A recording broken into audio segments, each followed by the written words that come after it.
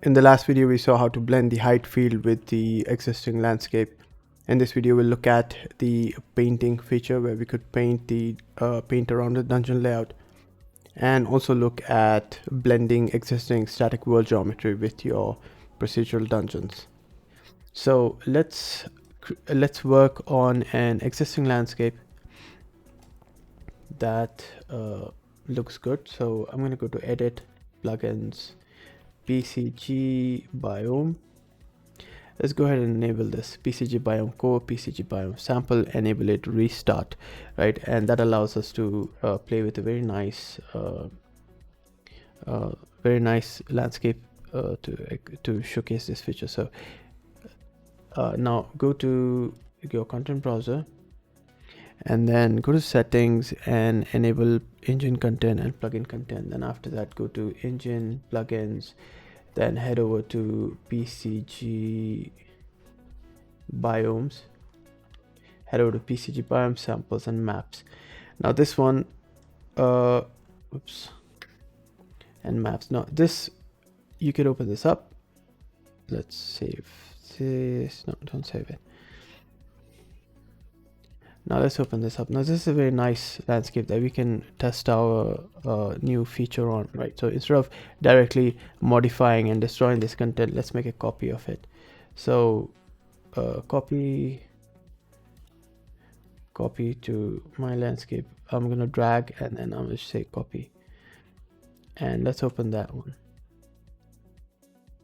All right, let's start by dropping in a dungeon actor.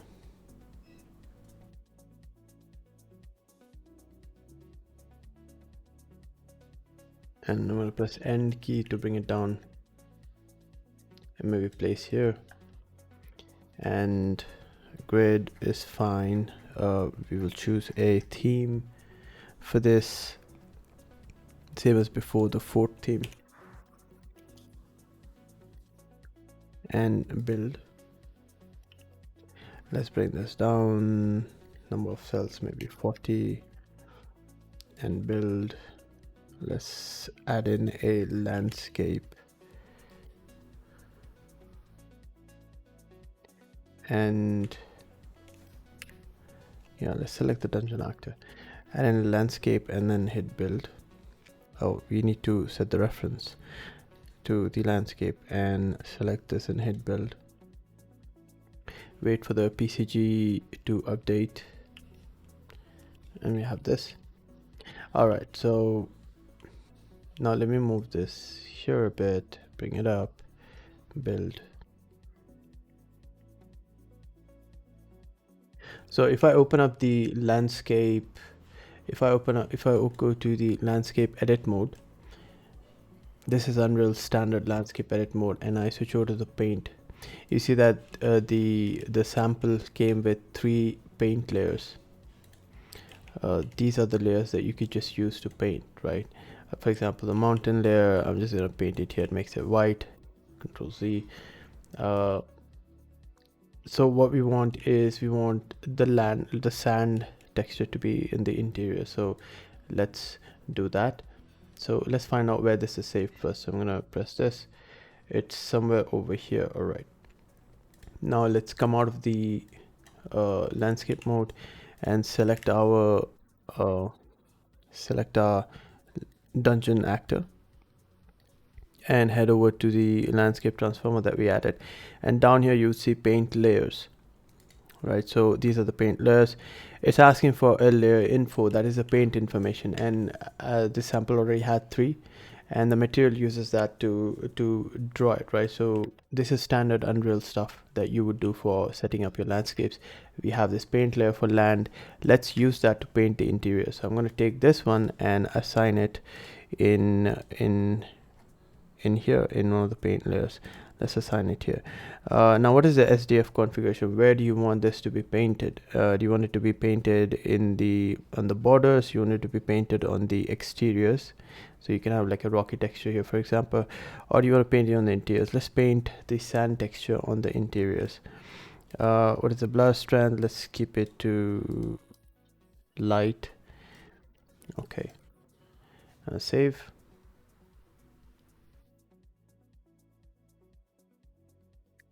and let's go ahead and build.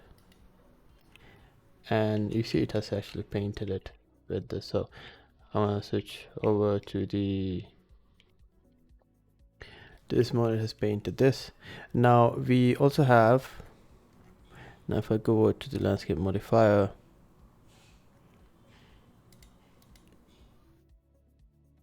you have something called boundary inset. How far do you want it to be inset? So if I set this value here and then build, you can go inside or outside, it really depends.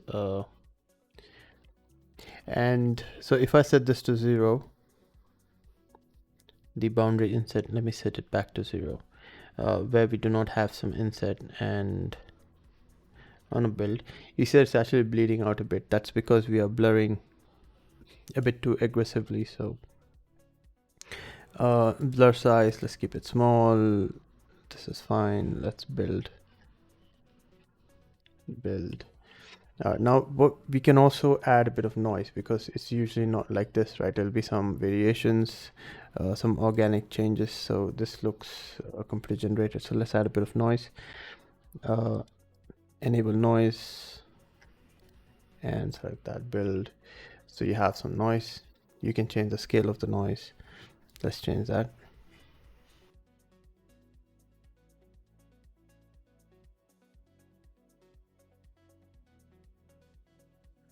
You get some noise here.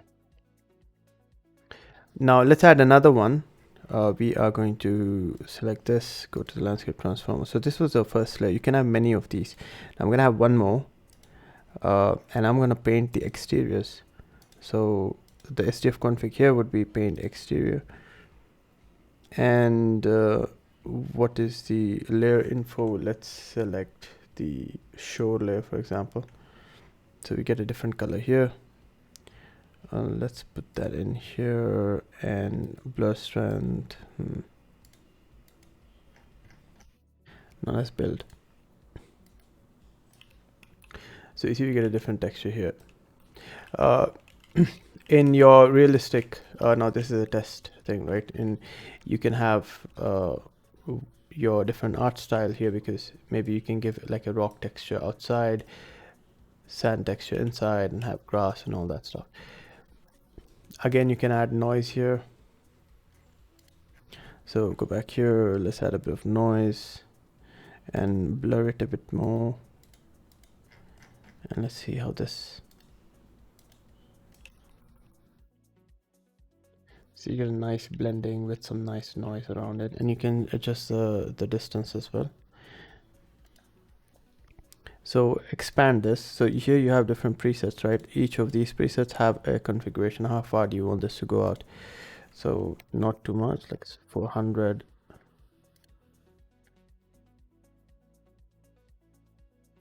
And you get a smaller one. So you can play with this. There is another one which gives you full control. So this was basically interior. It's filling up the interiors. This is exterior, filling up the exteriors, and then the border. But if you give a custom range, right, you can have bands of paint. So you can say start from distance this and end on distance this, right? So distance A to B. It could be from inside or outside, or whatever range you want. You can stack them up as well. So a lot of control over there. You can play around with it. So you have the paint painting feature as well.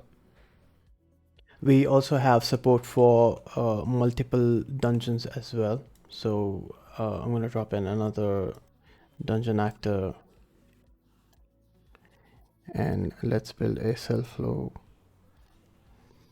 builder here, themes, Foundry, and the graph would also be the Foundry. And let's build.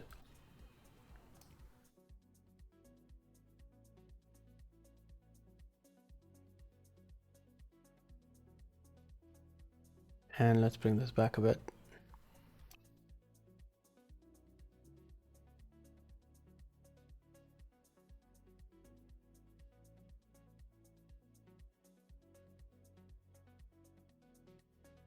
And set it up.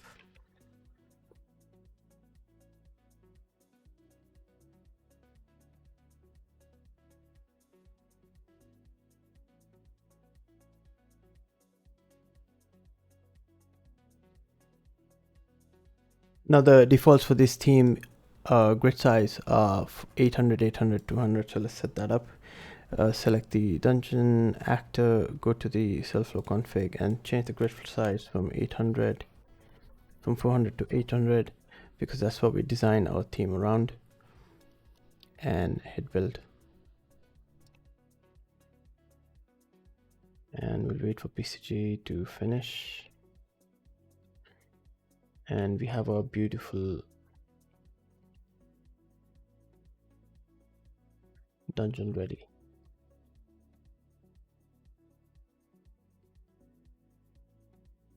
Now, these landscapes in Unreal Engine are designed to be static, and we have a way for creating dynamic dungeons and then transforming the landscape to adjust around the layout.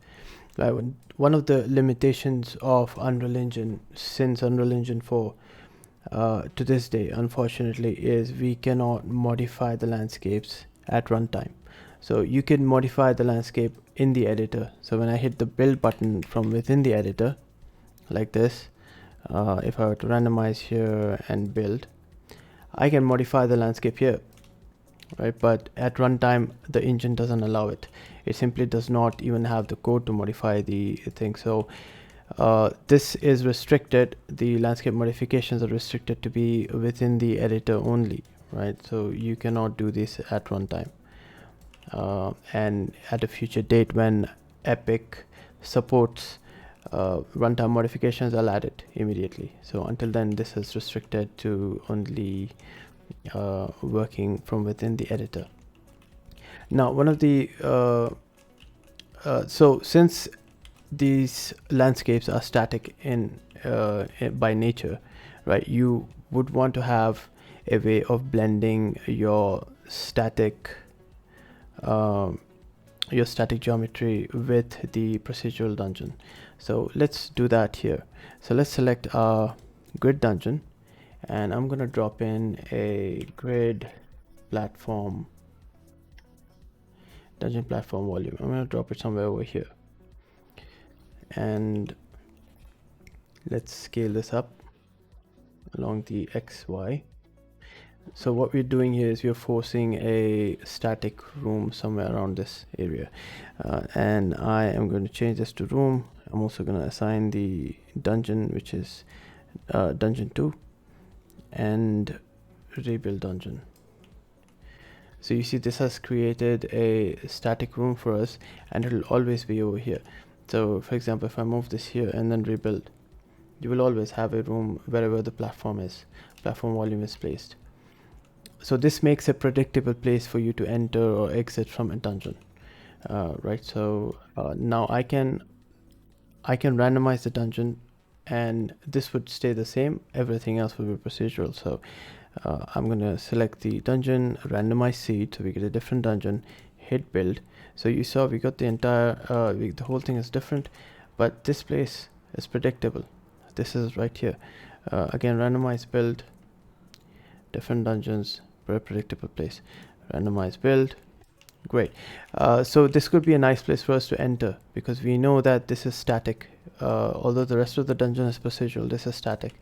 It would be nice to have a door over here, but although the position is static, the placement of these meshes are still procedural, right? Because they are driven by the theme. So what we have here, what we'd like to do is tell the engine to replace this marker in the marker level itself, replace this marker, wall marker, as a door marker, so that the theme engine doesn't even get to a point where it's spawning a wall mesh. Instead, it would see a door marker and then spawn a door mesh. So we have a marker replacement volume. Drag and drop this, and usually your markers are somewhere on the bottom, right? So let's bring this here, select the dungeon that this influences, and then you have the replacement. So I want to replace wall. This is case sensitive to capital W, wall, replace with a door, and hit rebuild, and there you have it. So if I open this up, so when the dungeon was built, it populated all of these marker points around before it even spawned anything. And at that point, before spawning anything, we told the system to replace any wall marker inside this volume with the door volume. So if I select real-time updates and I move this, so you see these volumes, they allow you to do that. It's very powerful. So now let me randomize this dungeon again. Randomize build. You see I have a very predictable way of having an entrance to my dungeon. So if I go to world settings and I set the game mode as maybe a third person, as a third person character, do I have that here? Third person, I do. So blueprints, third person game mode. Let's set this as a third person game mode and play from here. So this is me exploring the open world that you have created in your map, right? And then you're entering here and you can enter your dungeons, which is procedural here, but we have a predictable place for getting in. Now again, it would have been great if Unreal supported these modifications at runtime, so you can have a different dungeon every time you play, right? But we do not have that. But you could do this only, you can build this only in the editor. But still, it's a great way for you to keep randomizing and seeing what works for you, and then finally bake out the one that you like. So keep randomizing. Oh, you see we missed in one of the places. Let me show you. So what happened previously was we did not see a door over here. If you rewind back, you would see that one of the doors, it just didn't happen because the whole platform was raised up. So what you could do is just scale this up so that even though it's the platform is placed up or down, it would still catch it. It'll be within this thing.